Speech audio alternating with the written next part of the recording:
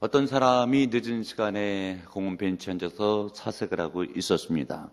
지나가던 경관이 수상에게서 물었죠. 당신 누구냐고. 대체 무엇을 하고 있는 사람이냐고. 그때 그 남자가 이야기를 하는 거예요. 나도 그게 궁금하다고. 도대체 내가 누굽니까? 라고 되물었대요. 아주 유명한 철학자 쇼펜하우어의 이야기입니다. 당신이 누구냐? 라고 하는 질문에는 대철학자도 대답하기가 어렵습니다. 그리고 당신이 누구냐? 라고 하는 질문은 정체성과 관계된 그런 질문입니다. 내가 누군지에 대해서 그 본질에 관한 그 누구도 쉽게 대답할 수 없는 그런 질문이 바로 당신이 누구냐? 라고 하는 그런 질문이고요. 이런 질문을 받게 될 때마다 우리는 당황스러워하곤 합니다. 그와 관계된 이런 우스운 이야기가 있습니다. 사오정 시리즈예요. 어느 이 사오정하고 손오공이 대학을 졸업하고 취업 전선에 뛰어들어가지고 같은 회사에서 입사 면접을 치르게 되었습니다. 먼저 손오공이 들어갔어요. 묻는 거예요. 그때 면접장에서 대답을 해요. 네, 15번 손오공입니다. 그럼 면접관이 묻죠. 자네는 축구선수 가운데 누굴 제일 좋아하는가? 예전에는 차범근이었는데 요즘은 손흥민을 좋아합니다. 그 산업혁명은 언제 시작이 되었는가? 18세기입니다. 당장 하나님이 있다고 믿고 있는가? 과학적으로는 증명되지는 않지만 그렇다고 생각을 합니다.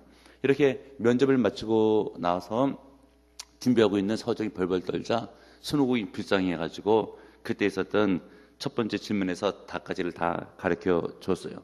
사오정이 그 얘기를 듣고 잘 암기하고 안으로 들어갔죠. 그래서 이제 사오정이 대답을 하는 거예요. 나는 17번입니다. 라고 이야기를 했어요. 이름을 이야기하지를 않자 심사위원이 묻는 거예요. 그럼 자네 이름은 무엇인가?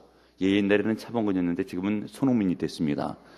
자네가 언제부터 그렇게 되었는가? 네, 18세기부터 그렇게 되었습니다. 자네 혹시 바보가 아닌가? 라고 물을 때 과학적으로는 증명이 되지는 않지만은 그렇다고 생각을 합니다. 라고 대답했다고 하는 우스개 이야기가 있습니다. 여러분, 우리가 누군지를 모르고 이 땅을 살아갈 때가 굉장히 많이 있습니다. 그리고 현대인들의 모습이 바로 그럴 수가 있어요.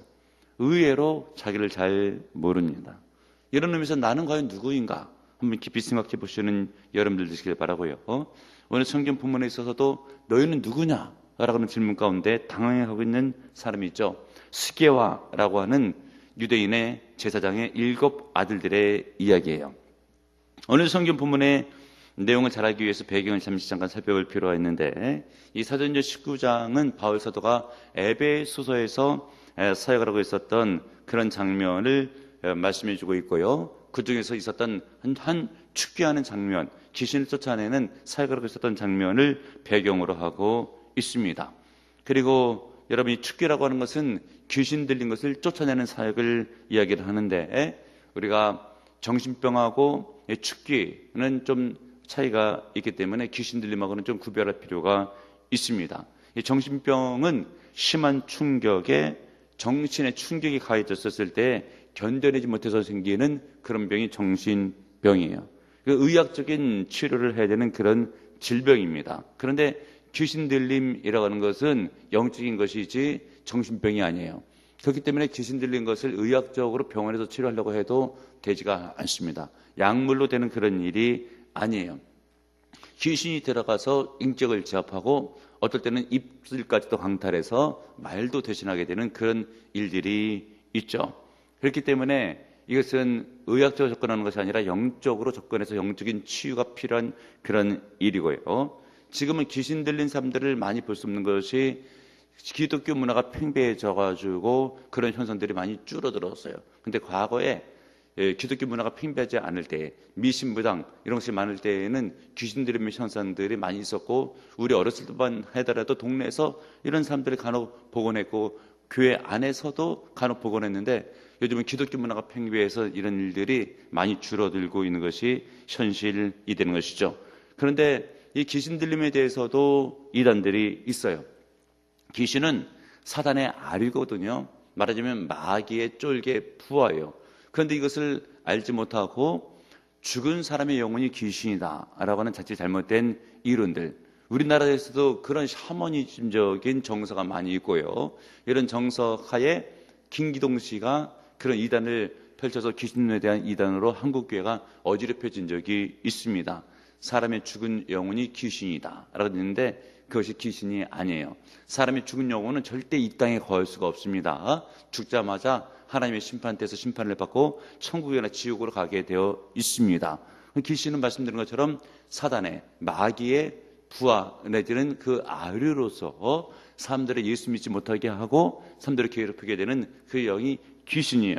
이게 때를 따라서 사람을 괴롭히니까 이 귀신에 대한 사탄의 전술을 우리가 영적으로 파악을 하고 심지어 귀신 들리게 된 그런 대상이 있다고 한다면 예수의 능력과 성령의 능력으로 귀신을 쫓아내줘야 되는 것이에요. 오늘 성경 본문을 보게 되면 바울 사도가 그런 귀신을 쫓아내는 축기 사역을 하고 있어요. 에베소 지역에서 있었던 일이라고 했었죠. 에베소 지역은 아데미 신전을 가지고 우상을 섬기는 지역이었기 때문에 귀신들의 활동들이 굉장히 많았고 사람들을 많이 괴롭히곤 했어요. 그쪽 지역에 보게 되면 마술을 하는 사람들, 주문을 외는 주술가들, 그리고 심지어 소위 귀신을 쫓아낸다고 하는 무당들이 많이 있었던 지역이 에베소 지역이에요. 이런 데서 바울 사도가 복음을 증거하다 보니까 악한 영들하고 능력 대결을 펼치면서 복음을 증거해야 되는 그런 일들이 많았다라고 하는 것이죠. 그리고 이 일에 대해서 바울 사도는 에베소 6장 12절에 이렇게 언급하고 있어요. 12절. 에베소 6장 12절 찾아보세요.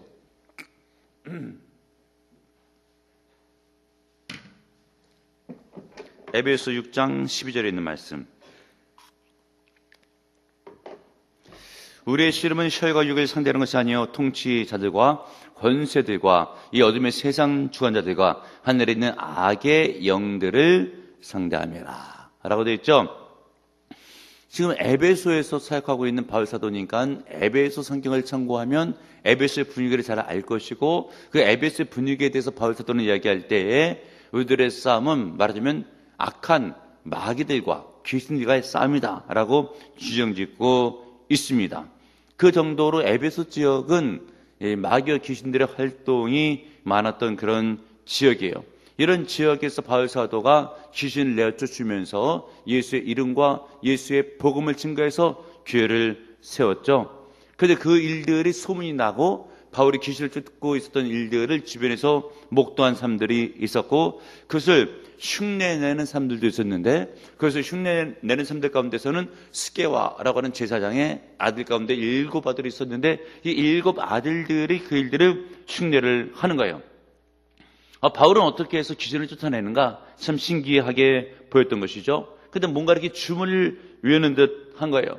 보니까 예수의 이름으로 쫓는 것을 그들이 똑똑히 보고 확인을 했어요.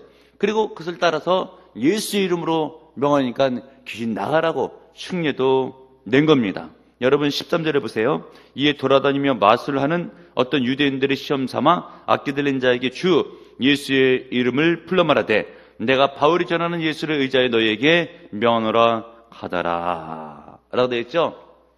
지금 보니까 바울을 흉내 내서 시험 삼아 한번 따라하게 된 것이죠. 근데 마귀가 그 예수 이름으로 나가라고 했더니 나가는 것이 아니고 지금 스게와의 아들들한테는 이렇게 말을 하죠. 15절이죠. 악기가 대답하여 이르되 예수도 내가 알고 바울도 알거냐 너희는 누구냐?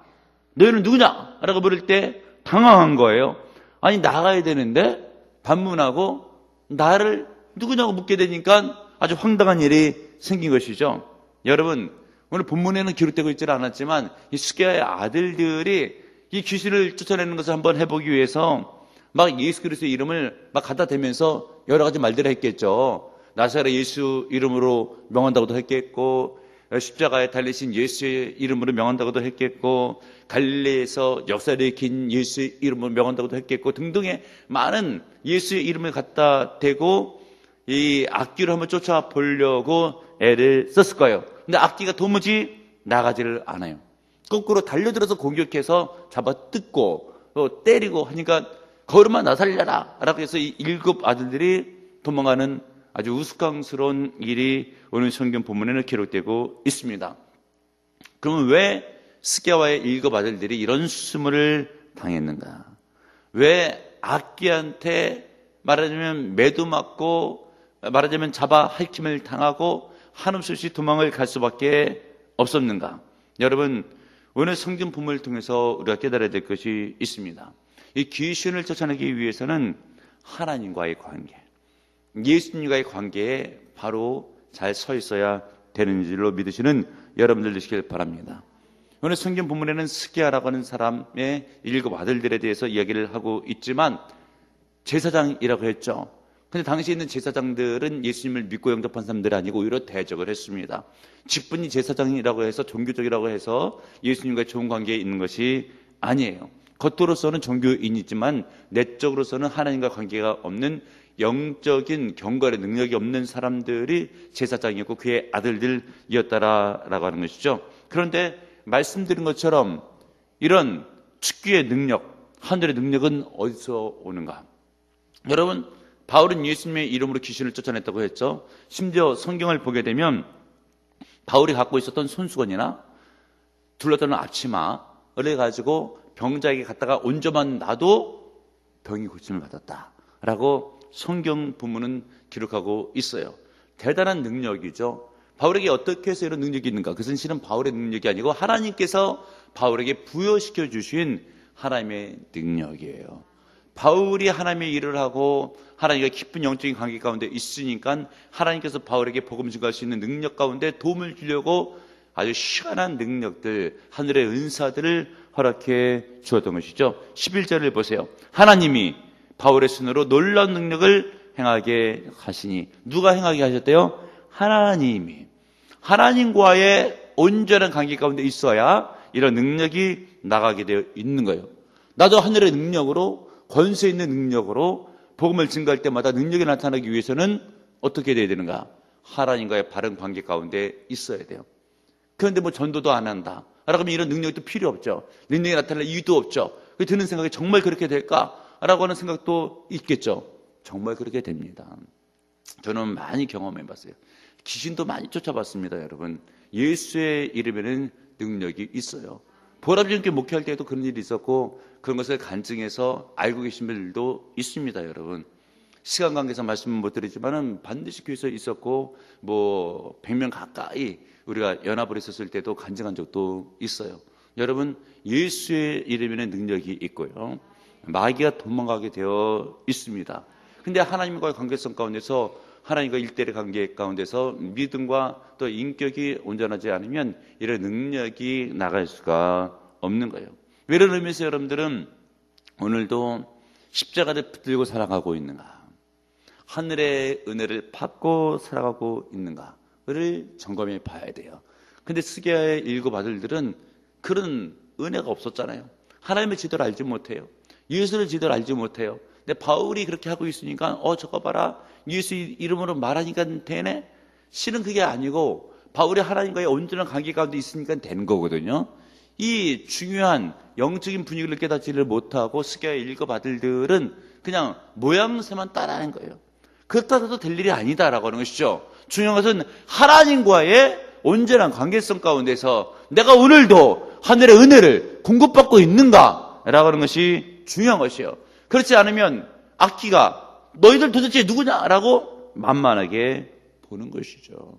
스게아의 일곱 아들들은 그렇게 믿음도 없었고 하나님과 인격적인 관계 가운데서 있지를 못했고 심지어 예수가 누군지를 알지를 못했던 것이에요. 여러분, 그런데 그들은 단지 주술적인 어떤 주문을 외는 듯한 그런 마인드로 예수님의 이름을 사용했으니까 뭐 능력이 나갈 수가 있겠습니까? 13절 하반절 보세요. 내가 바울이 전하는 예수를 의지하여 너에게 명하노라. 이 명한다는 말씀 있죠? 헬라 성경에는 호르키조라고 되어 있습니다. 부탁한다, 애원한다, 그런 뜻이에요. 그러니까 말하자면 강력한 명령이 아니라 부탁하는 거예요. 나도 바울처럼 예수의 이름으로 명하니까 너도 한번 나가줄래? 얘기한 것이죠. 뭐 마귀가 그렇게 부탁을 해가지고 나갈 리가 있겠습니까? 그때에 마귀가 뭐라고 얘기합니까? 내가 예수도 알고 바울도 알거니와 너희는 누구냐라고 하면서 오히려 공격을 하죠. 여러분, 여기서 마귀가 보게 되면 오히려 성경을 볼 때에 마귀도 하나님을 알아봅니다. 보니까 내가 예수도 알고 라고 되어 있잖아요. 예수도 알고 라고 하는 것은 내가 그 본질을 속속들이 안다 라고 하는 그런 뜻이에요. 내가 바울도 안다 라고 하는 것은 바울도 몇 번 본 적이 있다 이런 뜻이에요. 그런데 스키야의 7 아들들은 귀신만한 믿음도 없어요. 귀신은 예수가 하나님의 아들인 것도 실은 알아요. 성경에 기록되고 있죠. 마가복음 5장 7절 큰 소리로 부르짖어 이르되 지극히 높으신 하나님의 아들 예수여. 이거 지금 마귀가 얘기를 하는 것이거든요. 근데 마귀도 아는데 스키야의 7 아들들은 예수가 누군지도 모르는 거예요. 그러면서 그 예수의 이름으로 명한다라고 하니까 마귀가 볼 때 과간이거든요. 그리고 능력도 없거든요. 너 오늘 제대로 걸렸다. 내가 바울한테는 당했지만 너 같은 거 내가 가만두지 않겠다. 달려들어가지고 핥히고 때리고 해가지고 잔뜩 당한 거예요. 그 참 꼴불견이죠. 그렇다고 해서 되는 일이 아닌데 모양새만 보고 나서 따라했다고 해서 될 일이 아닙니다. 이런 의미에서 여러분 나는 어떻게 신앙생활하고 있는가를 점검해 보시는 여러분들 되시길 바라고요. 그리고 마귀가 너 누구냐? 라고 물을 때 정말 대답도 못하고 당하고 있지만 실은 믿음이 있으면 어떻게 됩니까? 나는 하나님의 아들이다. 예수의 피로 구원받았다. 라고 할 수 있는 담대한 믿음이 있어야 되는데 그런 믿음도 없으니까 우스운꼴을 당하게 되는 것이죠. 그러나 여러분 이 스키야 7 아들들이 제사장의 아들이라고 했어요. 겉모습은 종교인이에요. 겉모습은 우리가 교회를 다니고 있지만 내적으로도 그런 은혜가 있는지 점검해 봐야 되는 거예요. 예수 그리스도의 십자가와 내가 어떤 관계에 있는지 내가 제대로 고백을 할 수 있는지 점검을 해야 되는 거예요. 여러분 예수님께서 이 땅에 왜 오셨어요? 나를 사랑하사 자기 몸을 버리시고 나의 큰 구원을 주시려고 오셨잖아요. 이 영적인 복음에 대해서 우리는 늘 언제나 사귀어야 돼요. 가슴 깊이 새겨야 되는 거예요. 그리고 그것을 믿는 자는 오늘도 고백할 줄 알아야 돼요. 나는 예수의 피로 구원받은 하나님의 아들이다. 그러기 위해서 또 오늘도 십자가를 붙들어야 돼요. 이렇게 십자가를 생각할 때 내가 누군지를 알기 위해서는 내가 먼저 죄인이었던 것을 먼저 기억을 해야 돼요. 믿기 전에 나는 죄인이었다. 지옥에 떨어질 수밖에 없었다. 그런데 하나님께서 나를 예수의 피로 십자가로 구원해 주시고 내가 믿을 때에 하나님의 자녀가 되는 권세를 주셨다. 요한복음 3장 16절 하나님이 세상을 이처럼 사랑하사 독생자를 주시니 이는 그를 믿는 자마다 멸망하지 않고 영생을 얻게 하려 하심이라. 믿으시는 여러분들 되시길 바랍니다. 그런데 우리가 이런 것을 말씀을 듣는 거로 그쳐서 또 머리로 아는 것을 그쳐서 어디까지 나아가야 되는가? 영접하는 데까지.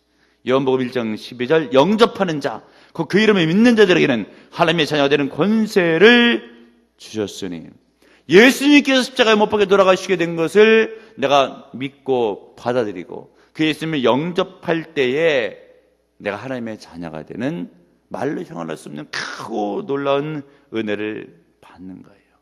그리고 그 하나님이 나를 얼마나 많이 사랑해 주시는지를 깨닫고 알아야 됩니다.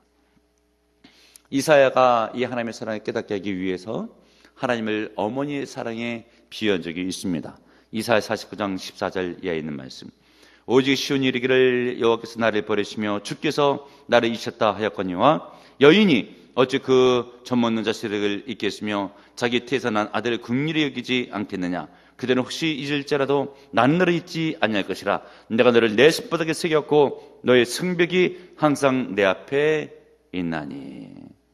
여인이 어찌 그 젖먹는 자식을 잊겠으며 자기 태에서 난 아들을 긍휼히 여기지 않겠느냐. 이 하나님의 사랑이거든요. 어미가 자식을 사랑하고 배고플 때 젖을 먹이는 것처럼 그런 사랑으로 내가 너희를 사랑해주고 있다. 혹시 어미가 젖먹이 아이를 잊을지라도 하나님은 절대 너희를 잊지 아니한다. 알아가면서 하나님의 사랑을 이사야는 강조를 했습니다. 깨닫고 믿는 여러분들 되시길 바랍니다. 우리 하나님의 큰 사랑이 얼마나 기억부든지를 깨달아야지 되는 거예요. 예전에 러시아에서 큰 지진이 일어나가지고 아르메니아 구소련 지역에 아주 엄청난 사건이 있었어요. 그때 5만 5천 명이 지진으로 죽었어요. 기억나실 거예요. 아마 1995년도에 있었던 그런 사건이에요. 그때 많은 사람들이 죽을 때, 5만 5천 명 죽을 때 구조대원들이 여기저기 활동하면서 많은 사람들을 구원해내려고 애를 써서 거기에 얽힌 일화들도 많이 있습니다. 한 번은 건물더미 밑에 한 모녀가 깔렸어요. 조그만 공간 가운데 3일이 지나도록 구조가 안 되는 거예요. 애가 허기진 거예요. 나중에 목이 마르는 거예요. 엄마 목마르다고 죽겠다고. 근데 엄마가 주변에 뭐 먹을 것이 있나 찾아봐도 먹을 게 없잖아요. 근데 손에 잡히는 게 유리 조각. 이 유리 조각을 팔뚝을 그어가지고 피를 내가지고 꼼꼼해서 안 보이니까 얘야 여기 물이다 마셔라 해가지고 피를 마시게 해서 애가 목을 죽이는 거예요. 그러고 나서 시간이 얼마큼 흘리게 되었을까? 구조대원이 사람의 목소리가 들리게 되고 신음소리가 들리게 되니까 여기 사람이 있나 보다 라고 해서 건물더미를 헤쳐내고 나서 보았더니 어미가 애를 끌어안고 있는데 싸늘한 시신이 돼가지고 피를 흘리고 죽었는데 그 품에 있었던 어린아이는 비교적 건강한 모습으로 구조가 된 거예요. 보니까 파뜨기를 그어가지고 피를 먹여 살려서 애를 구원해낸 거죠. 근데 성경은 이런 어머님의 사랑보다 더 큰 사랑이 하나님의 사랑이다. 예수님께서 십자가에서 피 한 방울 끝까지 다 흘려주심으로 그 은혜를 인해서 우리가 영적인 큰 구원을 얻게 되었다. 그리고 내가 너를 얼마나 사랑한 줄 아느냐. 내가 너를 내 손바닥에 새겨놓으라. 절대 잊지를 말아라. 나를 구원해 준 그 큰 사랑을 언제나 기억하기를 하나님께서 알고 믿고 확신하기를 원하신다라고 하는 것이에요. 그래서 이 하나님의 사랑을 스바냐는 이렇게 기록해요. 스바냐 3장 17절 너희 하나님 여호와가 너희 가운데 계시니 그는 구원을 베푸실 전능자시라. 그가 너로 말미암아 기쁨을 이기지 못하시며 너를 잠잠히 사랑하시며 너로 말미암아 즐거이 부르며 기뻐하시리라. 우리를 보고 얼마나 기뻐하는지를 몰라요. 내 자식이다. 내 자녀다. 눈에 넣어도 안 아프다. 내가 누군지를 깨달아야 돼요. 하나님의 큰 사랑을 받는 예수님을 내어주시면서까지 나를 구원하신 엄청난 하나님의 사랑이 있는 그런 가치인 존재다. 우리는 깨닫고 알아야 돼요. 이 하나님의 사랑을 깨달은 소명의 시인이 시를 많이 썼잖아요. 소명의 시인 잘 아시죠? 저는 직접 보고 집회에 참석한 적도 있어요. 그는 그 간증을 통해 들어보게 되면 뇌성마비인데 어렸을 때 태어날 때 병원에서 잘못 집게로 뇌를 집어서 끄집어내다가 뇌가 상해가지고 그때부터 뇌 기능이 잘못돼서 뇌성마비예요. 몸을 제대로 가누지를 못해요. 거기다가 가정 형편 찢어지게 가난해요. 어렸을 때 분유 한 명 제대로 먹고 자라지를 못했어요. 거기다 아버지 결핵 환자예요. 그는 어렸을 때 우리로 보면 초등학교 다닐 때 몇 번이나 자살을 시도를 해요. 그런데 나이 17세에 전도를 받고 극적으로 예수 그리스도에 영접하고 성령을 받죠. 그러면서 그 인생이 바뀌어요. 완전히 바뀌어요. 예수님을 믿고 영접하면서 그는 하루에 5시간씩 기도했어요. 엄청나죠. 하나님의 사랑이 이렇게 고맙고 감사해서 기도의 삶을 살아요. 성경 지금까지 50번도 넘게 읽었대요. 어마어마하죠. 우리는 50번이 뭐예요? 5번도 못 읽고. 여러분, 하나님의 사랑을 깨달아 알기 위해서는 말씀 기도 생활을 깊이 있게 잘해야 돼요. 그러면 하나님의 그 큰 사랑이 더 크게 느껴지고 가슴속 깊이 다가와요.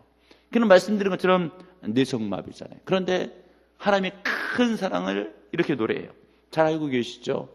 나 가진 재물 없으나 나 남이 가진 지식 없으나 나 남에게 있는 건강 있지 않으나 나 남이 없는 것이 있으니 나 남이 못 본 것을 보았고 나 남이 듣지 못한 음성 들었고 나 남이 받지 못한 사랑 받았고 나 남이 모르는 걸 깨달았네. 공평하신 하나님이 나 남이 가진 것 없지만 공평하신 하나님이 나 남이 없는 걸 갖게 하셨네 라고 우리 하나님은 참으로 공평하다. 우리가 볼 때는 공평하지 않고 정말 송명희 시인은 안 됐잖아요.